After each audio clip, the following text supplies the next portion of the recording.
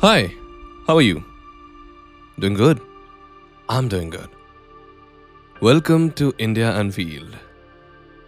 And let's continue The Secrets of Maratha Empire, Part 3. In the last part, we heard about Shivaji and the conflict between Mughals and Marathas. So the last part was like, इधर औरंगजेब के आगरा उत्तर की ओर लौट जाने के बाद बीजापुर के सुल्तान ने भी राहत की सांस ली। अब शिवाजी ही बीजापुर के सबसे प्रबल शत्रु रह गए थे। शाहजी को पहले ही अपने पुत्र को नियंत्रण में रखने को कहा गया था, पर शाहजी इसमें अपनी असमर्थता जाहिर की है। शिवाजी से निपटने के लिए बीजापुर के सुल्तान ने अब्दुल्ला भटारी अफजल खान को शिवाजी के विरुद्ध भेजा। अब आगे शिवाजी का शासन और व्यक्तित्व।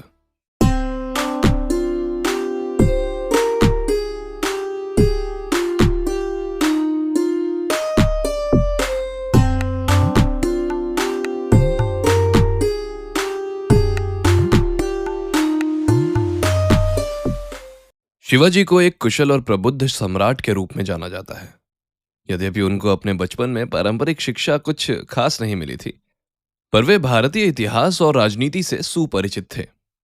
उन्होंने शुक्राचार्य तथा कौटिल्य को आदर्श मानकर कूटनीति का सहारा लेना कई बार उचित समझा था।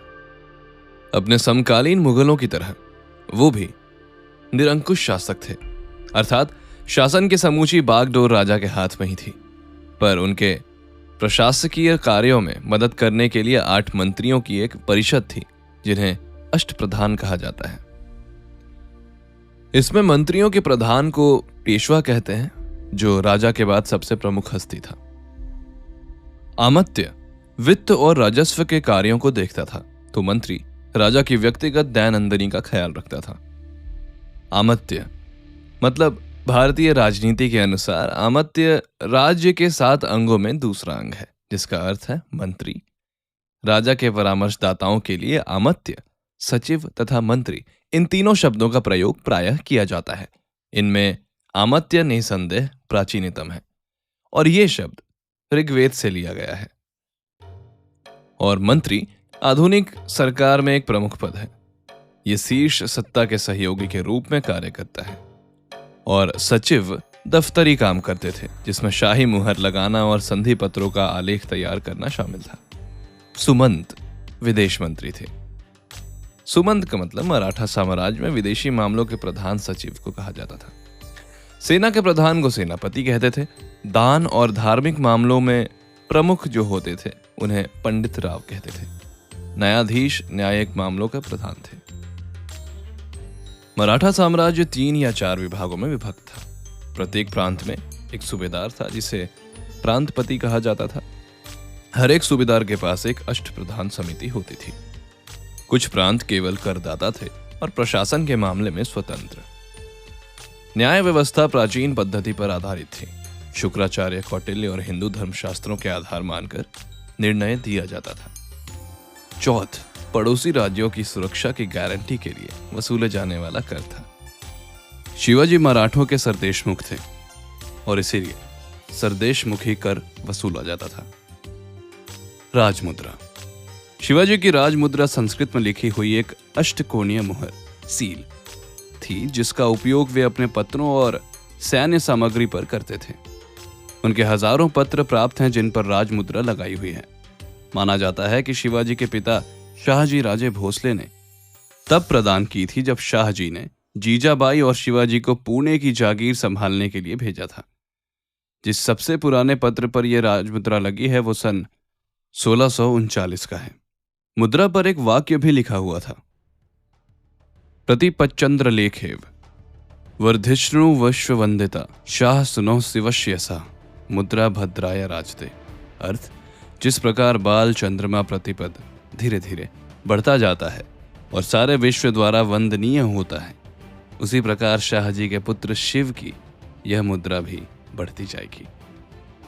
धार्मिक नीति। शिवाजी एक धर्मपरायण हिंदू शासक थे तथा वो धर्म सहिष्णु भी थे। उनके साम्राज्य में मुसलमानों को धार्मिक स्वतंत्रता थी। कई मस्जिदों के निर्माण के लिए शिवाजी ने अनुदान दिया। हिंदू पंडितों की तरह मुसलमान संतों और फकीरों को भी सम्मान प्राप्त था। उनकी सेना में मुसलमान सैनिक भी थे। शिवाजी हिंदू संस्कृति को बढ़ावा देते थे। पारंपरिक हिंदू मूल्यों तथा शिक्षा पर बल दिया जाता था। अपने अभियानों का आरंभ वे प्रायः दशहरा के अवसर पर करते थे। चरित्र: शिवाजी महाराज को अपने पिता से स्वराज की शिक्षा ही मिली।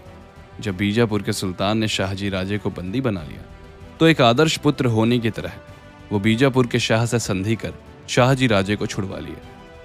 इससे उनके चरित्र में एक उदार अवयव नजर आता है और शाहजी राजे के मृत्यु के बाद ही उन्होंने अपना राज्याभिषेक करवाया। हालांकि वो उस समय तक अपने पिता से स्वतंत्र होकर एक बड़े साम्राज्य के अधिपति हो गए थे। उनके नेतृत्व को सब लोग स्वीकार करते थे। यही कारण है कि उनके शासनकाल में कोई आंतरिक विद्रोह जैसी प्रमुख घटना नहीं हुई थी। वो एक अच्छे सेना नायक थे, उसके साथ एक अच्छे कूटनीतिज्ञ भी थे। कई जगहों पर उन्होंने सीधे युद्ध लड़ने के बजाय कूटनीति से काम लिया था, लेकिन यही उनकी कूटनीति थी जो हर बार बड़े से बड़े शत्रु को मात देने में उनका साथ देती थी।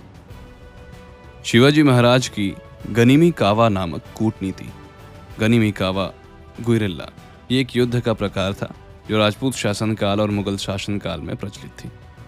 जो छापामार के अर्थ में प्रयुक्त होता है, स्पेनिश भाषा का है। स्पेनिश भाषा में इसका अर्थ लघु युद्ध है। मोटे तौर पर छापामार युद्ध अर्ध सैनिकों की टुकड़ियों अथवा अनियमित सैनिकों द्वारा शत्रु सेना के पीछे पार्श्व में आक्रमण करके लड़े जाते हैं। शिवाजी महाराज के गौरव में ये पंक्तियां प्रसिद्ध हैं। शिवरायांचे 8वावे स्वरूप, शिवरायांचे 8वावा साक्षेप, शिवरायांचा 8वावा प्रताप भूमंडली। प्रमुख तिथियां और घटनाएं: 29 फरवरी 1630 शिवाजी महाराज का जन्म। 14 मई 1640 शिवाजी महाराज और साईबाई का विवाह। 1642 शिवाजी और सियाराबाई का विवाह। 1646 शिवाजी महाराज ने पुणे के पास तोरण दुर्ग पर अधिकार कर लिया। 1656 शिवाजी महाराज ने चंद्रराव मोरे से चावली जीता। 10 नवंबर 1659 शिवाजी महाराज ने अफजल खान का वध किया। 5 सितंबर 1659 संभाजी का जन्म। 1659 में ही शिवाजी महाराज ने बीजापुर पर अधिकार कर लिया। 6 से 10 जनवरी 1664 शिवाजी महाराज ने सूरत पर धावा बोला और बहुत सारी धन संपत्ति प्राप्त की। 1665 शिवाजी महाराज ने औरंगजेब के साथ पुरंदर शांति संधि पर हस्ताक्षर किया। 1666 शिवाजी महाराज आगरा कारावास से भाग निकले। 1668 शिवाजी महाराज और औरंगजेब के बीच शांति संधि। 1670 शिवाजी महाराज ने दूसरी बार सूरत पर धावा बोला। 1670 राजा राम का जन्म। 1674 शिवाजी महाराज को रायगढ़ में छत्रपति की पदवी मिली और राज्याभिषेक कराया। 18 जून को जीजाबाई की मृत्यु। 5 अप्रैल 1680 शिवाजी महाराज की मृत्यु। अब सुनते हैं बाल साहित्यकार के बारे में। संभाजी को विश्व का प्रथम बाल साहित्यकार माना जाता है। 14 वर्ष की आयु तक बुद्धभूषणम संस्कृत, नायिका भेद, 7 शतक, नखशिख हिंदी इत्यादि ग्रंथों की रचना करने वाले संभाजी विश्व के प्रथम बाल साहित्यकार थे। मराठी, हिंदी, फारसी, संस्कृत, अंग्रेजी, कन्नड़ आदि भाषाओं पर उनका प्रभुत्व था। जिस तेजी से उन्होंने लेखन की, उसी तेजी से उन्होंने तलवार भी चलाई। अब सुनते हैं समर्थ रामदास जी के बारे में। हिंदू पद पातशाही के संस्थापक शिवाजी के गुरु रामदास जी का नाम भारत के साधु संतों में बहुत लोकप्रिय है। उन्होंने दास बोध नामक एक ग्रंथि की रचना भी की थी जो मराठी भाषा में है। संपूर्ण भारत में कश्मीर से कन्याकुमारी तक उन्होंने 1100 मठ तथा अखाड़े स्थापित कर स्वराज्य स्थापना के लिए जनता को तैयार करने का प्रयत्न किया। उन्हें अखाड़ों की स्थापना का श्रेय जाता है, इसीलिए उन्हें भगवान हनुमान जी का अवतार भी माना गया, जबकि वे हनुमान जी के परम भक्त थे। छत्रपति शिवाजी महाराज अपने गुरु से प्रेरणा लेकर ही कोई कार्य करते थे।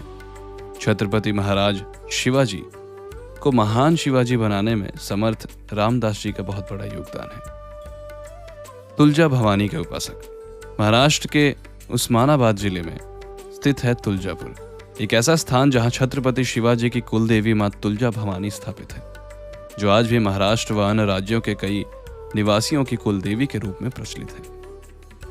शिवाजी महाराज उन्हीं की उपासना करते रहते थे। मान्यता है कि शिवाजी को खुद देवी माँ ने प्रकट होकर तलवार प्रदान की थी। अभी तक ये तलवार लंदन के संग्रहालय में रखी हुई है।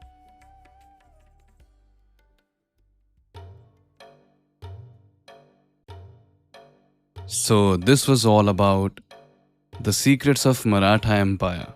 Hope you enjoyed all the parts of the secrets of Maratha Empire. If you want to know more about Maratha Empire, you can tune into episode 7 of this podcast to get to know more about Maratha Empire. If you like this, don't forget to share and rate the show. I'll see you soon in the next episode. Till then, take good care of your health. This is Rakesh signing off from India Unveiled. Thank you for listening.